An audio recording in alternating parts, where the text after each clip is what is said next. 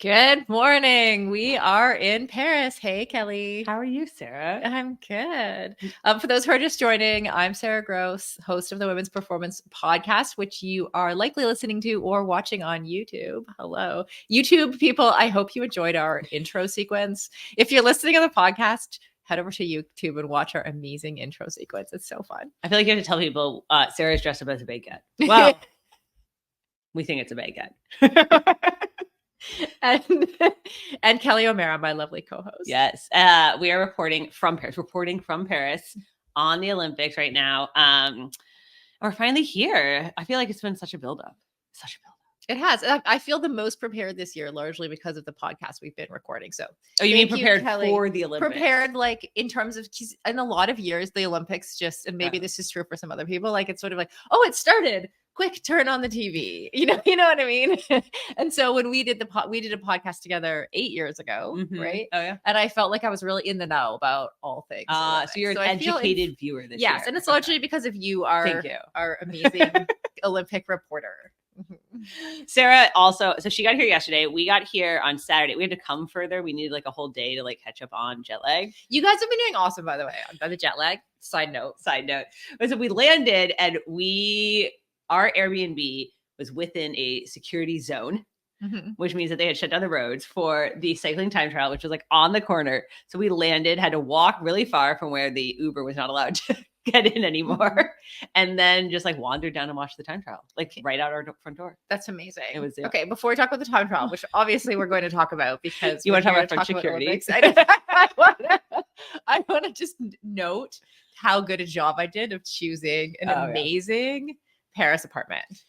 You can see it if you're watching on YouTube a little bit. The space rack. Well, in the background, it is a very Parisian, very Paris.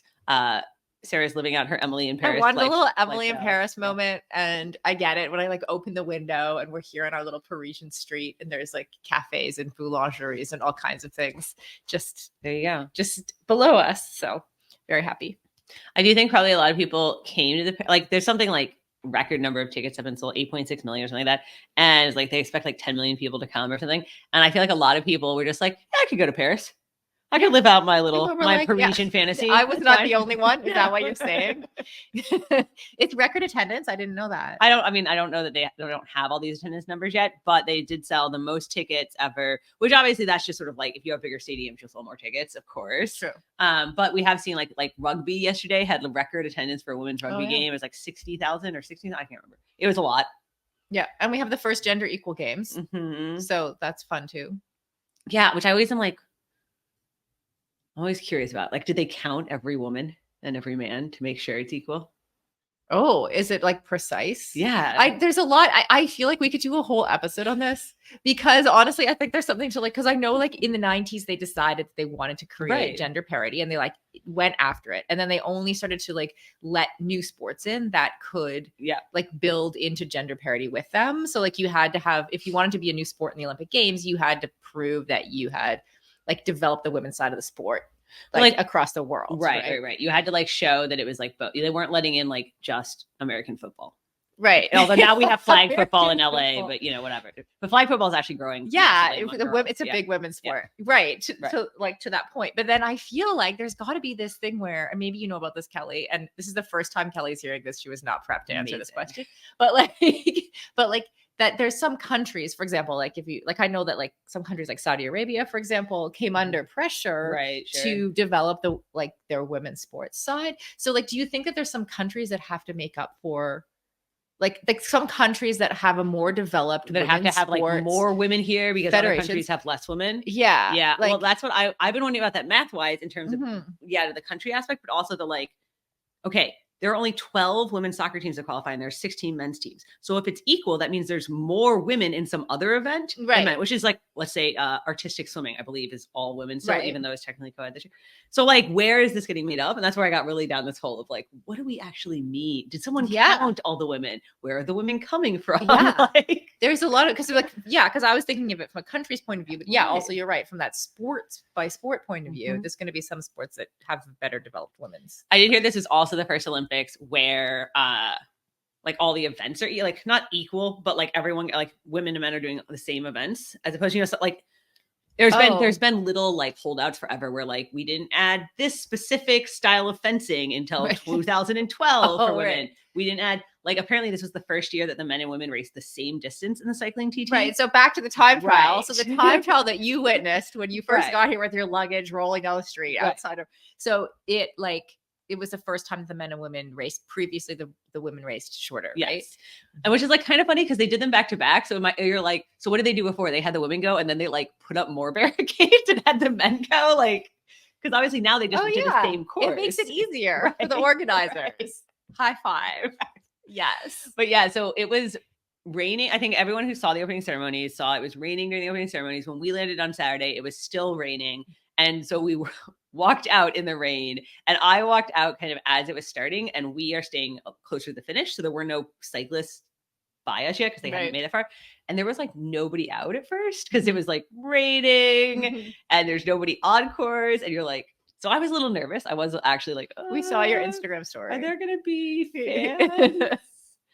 But they did come out later. They also came out closer to the finish start. Like when you walk maybe half a mile down, a K. When you walk a K down. That's not half a mile technically, but yeah, it's close. Close. Thank you. It's like a bigger kind of plaza, and there was a lot of people there, and they did not care as much about like what was happening. The nuances of cycling. They were like just cheering for everyone. And you could tell when a French rider was coming because it would just go insane. Oh, cool. Yeah. There was 2 French riders, and it was nuts. Right. So that was cool. Amazing. Okay. And you in one of the fan zones. Yeah, so we've been wandering all around, right? And the whole country's been like, what's the vibe? And like, obviously we've kind of been joking about security. It's been like a little bit of a thing. It has been a little bit random. It is random. Like we were laughing today, and we'll talk about this more. Like, but we got stopped, and then like we weren't allowed to walk through a fence that we aren't sure what that fence is for. But then Millie was able to bike through it, so we're unclear what happened. Or there's like we get stopped from going somewhere, but you can clearly see just like regular people, like, just out, not accredited people, but just who are in the area where we want to go and aren't allowed to. It feels deeply French to me, but it's fine. I'm unclear about. But it is also a little bit nice because like we're saying, like our Airbnb was inside one of the zones where they weren't letting cars in because of the cycling TT, and now like obviously that infrastructure's been taken down, but it meant that like there weren't that many cars, and that's been kind of nice. Like around all of the big landmarks you've heard of in Paris, like. It's a lot of zone of like no cars. Some zones are no bike. Like, so once you get within them, like if you bike or you walk or you take the train, like it actually feels way less crowded than Paris has felt before. Like it feels way less hectic, way less. I mean, I'm sure around like the super big popular events, it'll be crowded, but right now it actually is like Paris is much more pleasant than I remember Paris being. I agree with that. I feel like I've seen a lot of people on TikTok complaining about all the barriers and stuff. It's crazy. But like actually I found it kind of easier to get around without the crowds. Like you can see where you need to go, and then you can just go, okay, I need to go around that barrier over there and where typically it's just kind of like full of people and a little overwhelming. I will say I find it much nicer once you're inside. I still find, and then maybe this is what I mean by like it feels very French. It's very not American to be the arbitrariness of security is very right. There's this part of me that just really gets angry about that. Like, why do they get treatment and I don't get, right? Like, to be fair, maybe all those people walking on the inside all live there. Sure, they live in that quartier. Sure, but this is like so. I'm the devil's advocate for your. I think it's just the French, because I've also seen plenty of times where they're like the police are stopping us from somewhere, and then everyone starts yelling at each other in French, and then suddenly the police are like, "Fine, fine, fine," and then we get to go, and so you're like, "Yeah, it feels." But once you're inside the zone and you're like no longer arguing with police in French, it is much cleaner, much like they are cleaning Paris, much calmer. To be clear, nobody's arguing with police in French. Many people, just not you. Many. I don't speak good enough French, but I mean the French argue with the French. That is what they do. That's true. I will tell you, like, whatever media summit thing I was at before we came here, I was sitting next to a French journalist, and she was like, I apologize in advance. Really? Yeah. She was like, because we are not actually that rude. That is just how we talk. Oh, yeah. I don't think they're rude. A lot of people think they're rude. Really? That is a stereotype of the French. Just so you know. It's kind of like saying a lot of people think Americans are stupid. Okay. It's a stereotype of. Right. I understand it's a stereotype, but I don't think it's true. I don't know. I mean, maybe if I knew what they were saying, mostly I just am like, all right, we've gone off on a side topic, but the point is, it is bizarre security, but once you're inside, there's less crowds. But there are still, and we have seen some Olympic crowds. We've seen some Olympians. I went down to pick up my credential, and there's like a big fan zone right next to it, and I was just walking around to see it, and this girl next to me like pulls out her medal. And it's just like, because she was just like out with her parents. Nice. Yeah. And did you say, hey, can I get an interview? I did. I was like, hey, it took me a second. I was like, oh, I know who that is. She's that diver, the cook and bacon team. Oh, yeah. Yeah. I also saw them on TikTok. Yes. And so I chatted with Cassidy Cook very briefly right after her medal. And they won silver, right? They did. Truly amazing. It's starting to finally sink in. Yesterday I did a lot of media and just was living in a dream. It didn't quite settle in, but woke up this morning with my medal next to me on my nightstand, and it was just an unreal feeling, not only to win my first Olympic medal, but to win the first Olympic medal for Team USA this Games. Is just like, I'm honored. We went to the Team USA house. We had a lot of media to do, which was really fun, really awesome, great opportunities. And then we just got to hang out with our families for a bit. We both have really big families, and they all came out to support us. So really happy that we got to celebrate with them and share that medal with our loved ones. I'm doing a walking tour today of the city. I haven't seen much outside the village, so I'm really excited to see this historic place. And then I will be going to as many events as I can, cheering on the rest of Team USA. Awesome.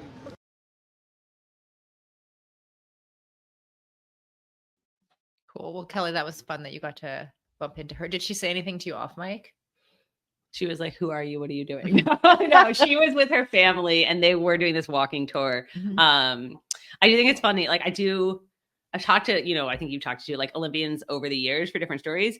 And I feel like a lot more are hanging out this year after a lot of them plan to actually stay. Right. The Paris effect. The glamour.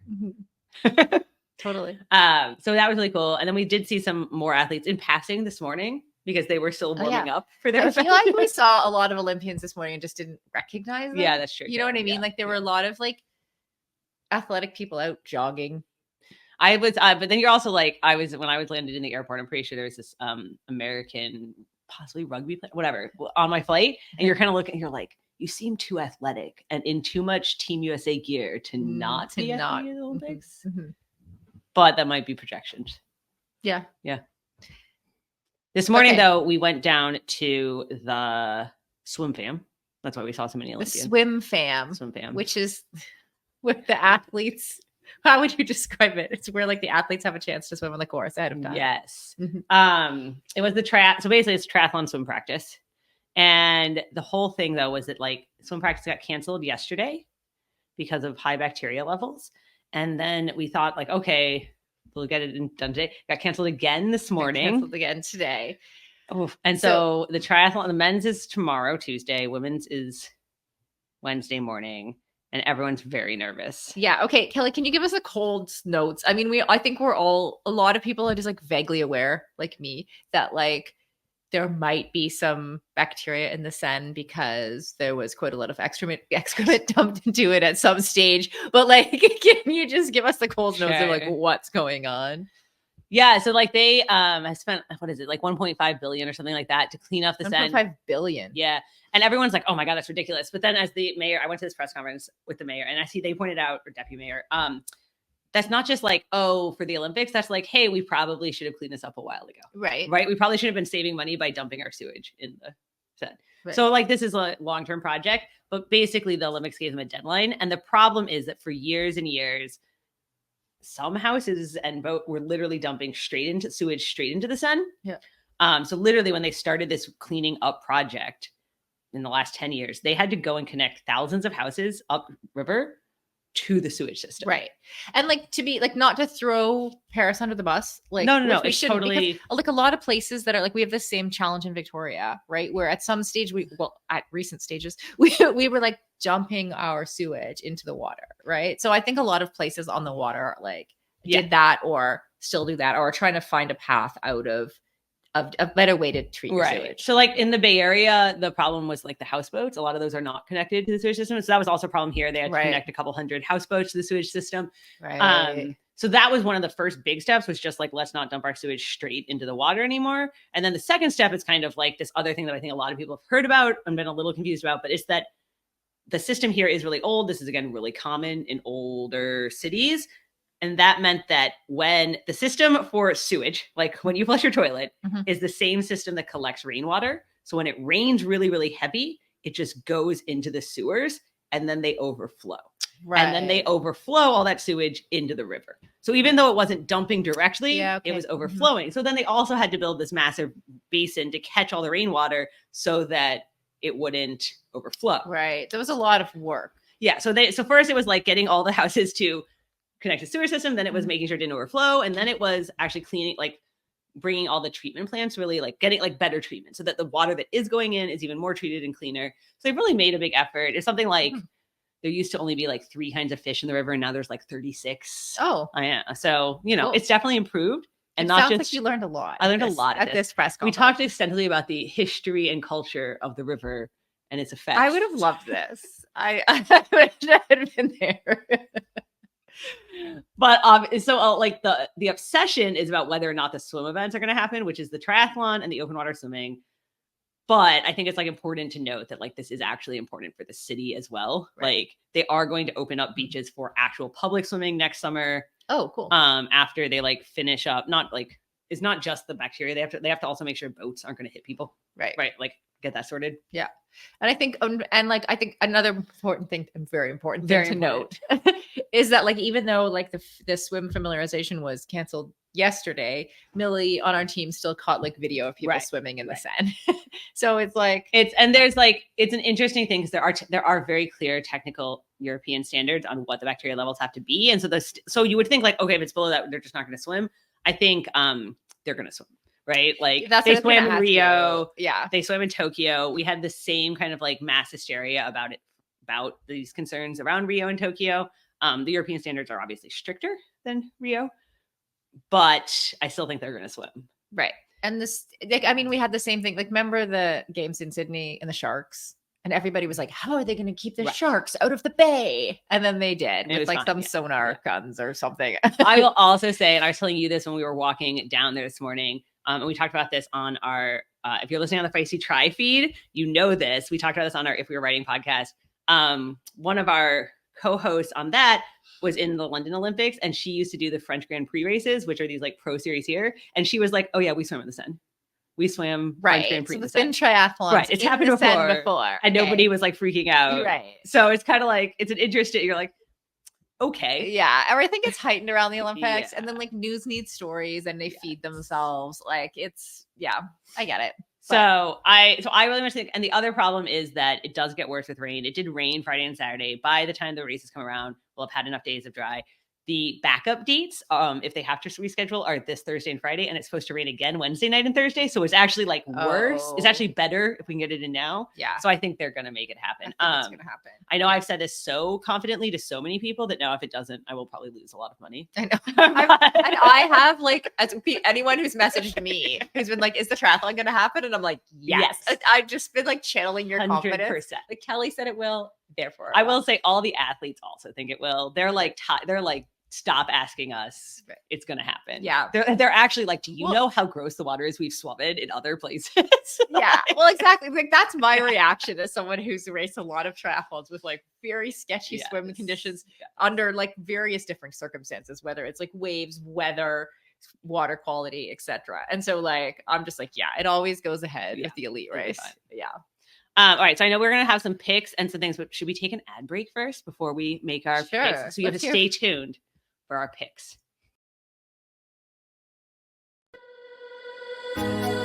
Here at Feisty, we are dedicated to partnering with brands that are mission-driven and having an impact. That's why we are thrilled to be supported by Joni, a company creating game-changing period care for everybody. Many conventional menstrual products rely on plastic made from petroleum, a non-renewable resource. Did you know that in the US, approximately 12 billion pads and 7 billion tampons are discarded annually, and these products generate over 200,000 tons of plastic waste per year? It can take 500 to 800 years for a single petroleum-based plastic disposable pad to decompose due to its materials. And tampons with applicators also contribute to plastic waste, which can take centuries to break down. Joni is dedicated to bring the wasteful and antiquated feminine hygiene industry into the 21st century. Using a design-led approach, Joni's personal care products and commercial dispensers provide the most innovative and accessible period and leak care solutions in the world. Organic and free of harmful levels of chemicals or irritating fragrances, Joni's pads and tampons support menstrual health and the environment, while allocating at least 2% of revenues to break the cycle of period poverty, dismantle menstrual stigmas, and empower periods. Now that's what we call 21st century period care. Ditch uninspiring and irritating feminine hygiene products and say hi to Joni's silky soft, super absorbent, and toxin-free pads and tampons. Joni pads feature a wrapper and protective layer made from cornstarch, a plant-based material, making them biodegradable and compostable in the right conditions. Joni tampons are made with organic cotton. They're compostable, including the wrapper, which is made of cellulose. Choosing sustainable period products isn't just a trend, it's a movement. You can get 10% off your order with the code Feisty at getjoni.com. That's 10% off at GETJONI.com with the code Feisty. Historically, athletic footwear has been designed, researched, and tested for men. Brands have relied on the shrink it and pink it approach to sell male shoes to female customers. That's why we are so excited Heddas is working with us on our Paris coverage. Heddas is building high-performance, technical running shoes for women from the ground up. They operate from a purely female perspective, which we love, and their mission is to ensure the female running experience gets the funding, research, and recognition it deserves. Heddas has unlocked the science behind women's biomechanics through dedicated research and creates better shoes for women's performance. Some of Heddas' special features include a lower ankle collar to reduce rubbing on women's ankle bones, a breathable mesh toe box to allow for ventilation and accommodate female toe shape, and a supercritical foam and Pebex plate midsole to keep our legs going when the going gets tough. Heddas has 3 shoe models designed for different sessions: the Alma Cruise for long runs, the Alma Tempo for training days, and the Alma Speed for pushing the pace. Celebrate the outstanding performances at the Olympics with your own pair of Heddas. Use the code Feisty20 for 20% off at heddas.com. That's Feisty20 for 20% off at heddas.com. If you're like us, you're totally inspired by Katie Ledecky and Summer McIntosh and more ready than ever to up your swim training.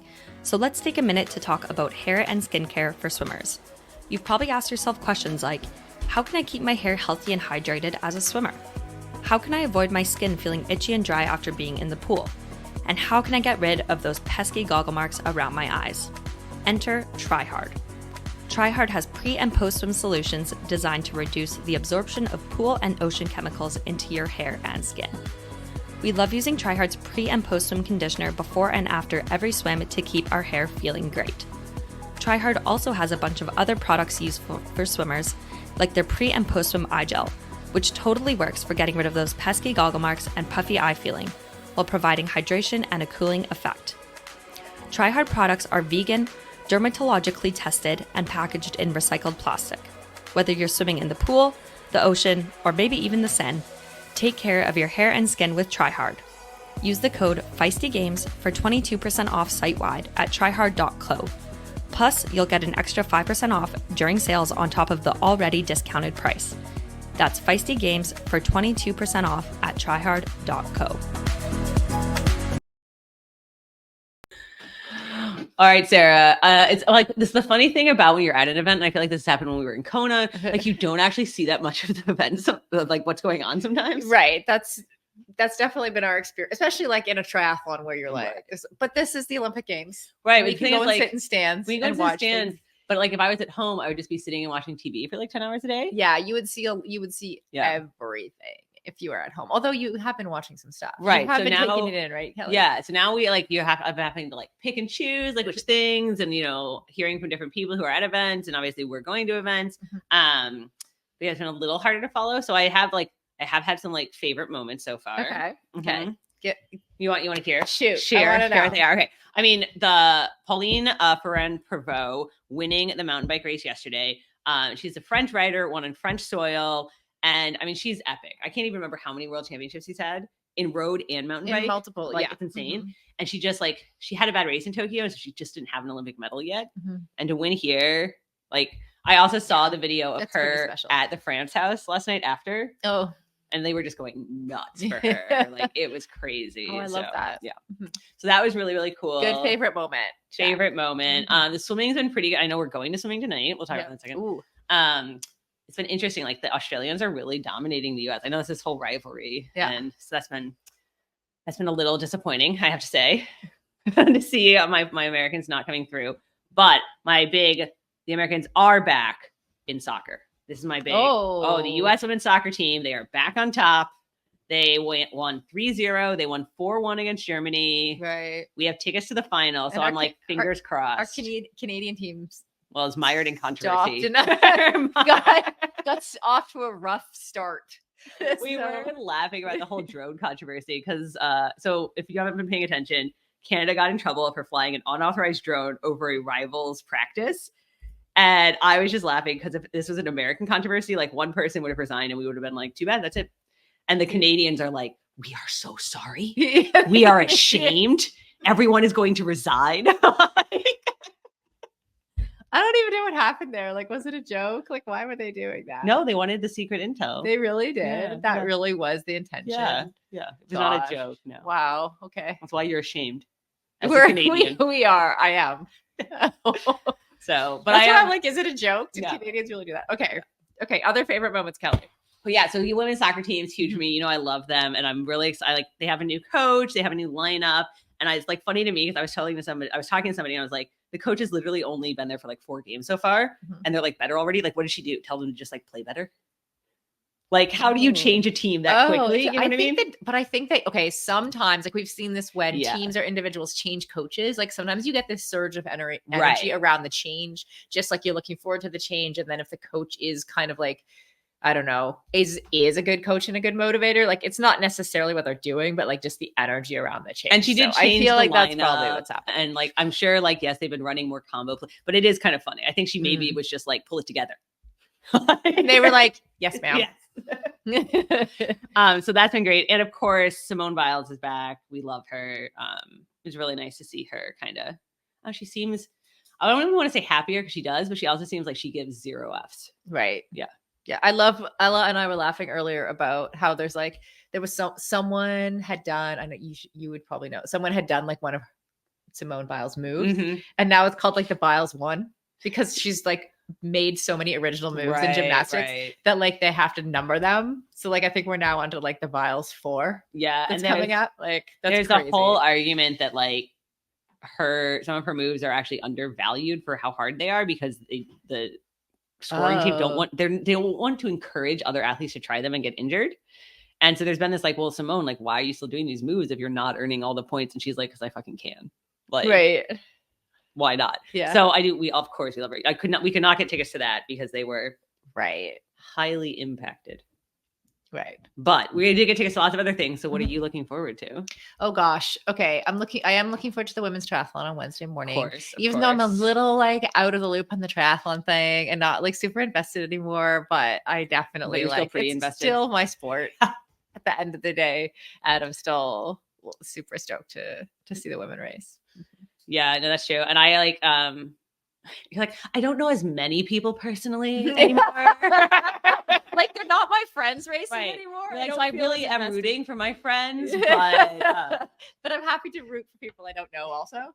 Yeah. So that will be really fun. And then we are going to swimming tonight, which I'm excited about because I've been to track stuff before, but I've never been to swimming because it is it's a smaller stadium or whatever you call it, auditorium. So it is harder to get tickets. So I just and I did pick these tickets hoping that Kayla Ledecky was going to do the 200, and now she's not. Right.